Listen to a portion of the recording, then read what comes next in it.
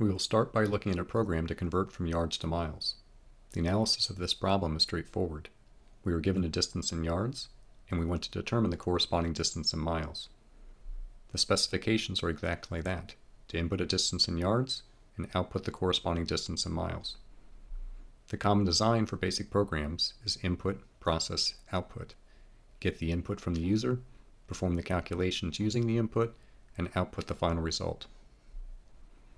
Given our conversions of 3 feet per yard and 5,280 feet per mile, we can determine the formula for the calculation. I remember this technique of canceling units from my high school chemistry course. The units we start with must go in the numerator, so we start with yards. The conversion factor with yards is 3 feet per yard. So that we can cancel the units, the matching unit must be in the numerator of one term and the denominator of the other term. So we put 3 feet in the numerator and 1 yard in the denominator. And then we put 1 mile in the numerator and 5,280 feet in the denominator. Now we can cancel the yards and cancel the feet. The units we want to calculate must be in the numerator, which is where miles is. So now we know we need to multiply by 3 and divide by 5,280. If you don't write the conversion down and cancel the units, it's easy to do the wrong calculations. But if you write it out, it's easy to see which values you should multiply and which ones you should divide. We can now write our conversion calculation as miles equals yards times 3.0 divided by 5,280. And finally then we can output the distance in miles. Now we're ready to write our program using Python and PyCharm. We'll use PyCharm to create a new project, which we'll call yards to miles. And then we'll add a Python file to it, which we'll call yards.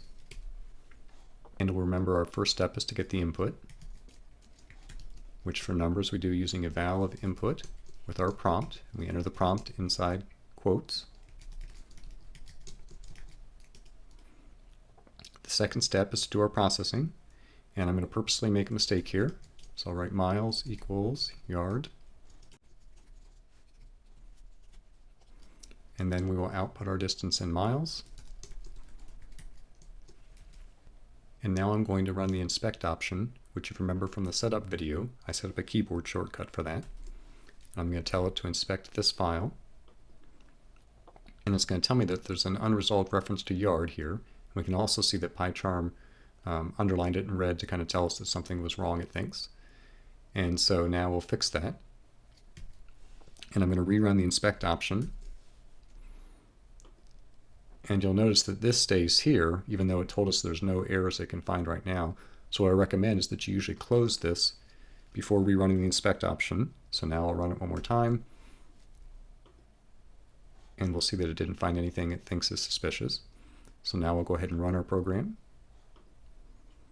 And I'll enter 1760. And it outputs that that is 1 mile.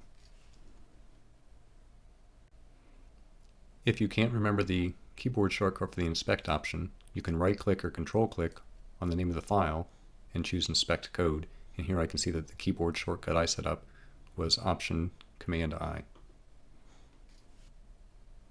Now let's look at an example from the book for converting from Celsius to Fahrenheit. This one is not as simple as our previous example, as the values at 0 do not match up, so we cannot just multiply by a ratio. We can use two values that match up and calculate the equation using the slope-intercept formula. So we know that 0 degrees Celsius is 32 degrees Fahrenheit, and 100 degrees Celsius is 212 degrees Fahrenheit.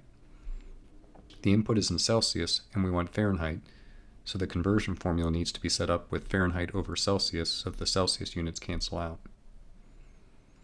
This tells us that we want Fahrenheit in the top of our slope formula and Celsius in the bottom.